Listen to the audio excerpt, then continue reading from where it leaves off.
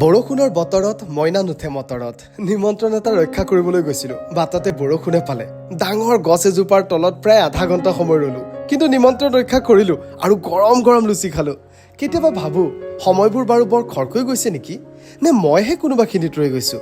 আচলতে সময় আমাক শিকায় সময় আমাক বুজায় সময়ৰ সৈতে জীৱন আগুৱাই নিব পৰাটোৱেই এই যান্ত্ৰিক পৃথিৱীত এক ডাঙৰ প্ৰত্যাহ্বান আপুনিও যদি এইদৰে আগুৱাই গৈছে তেন্তে আপোনালৈ অভিনন্দন গাঁৱৰ নামঘৰটোক নতুন ৰূপ দিয়া হৈছে জ্যেষ্ঠসকলে বৰ সুন্দৰ পদক্ষেপ লৈছে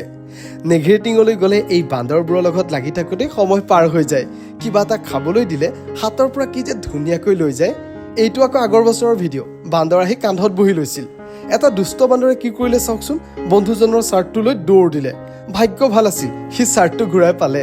মোৰ ব্লগত গছ দেখিবলৈ পাবই এই গছজোপা চাওক আচৰিত নহয়নে নেঘেৰিটিঙৰ সেউজীয়া আৰু শান্ত পৰিৱেশ মোৰ বৰ ভাল লাগে মইনা পাৰিজাতৰ হুঁচৰিৰ ভোজ আছিল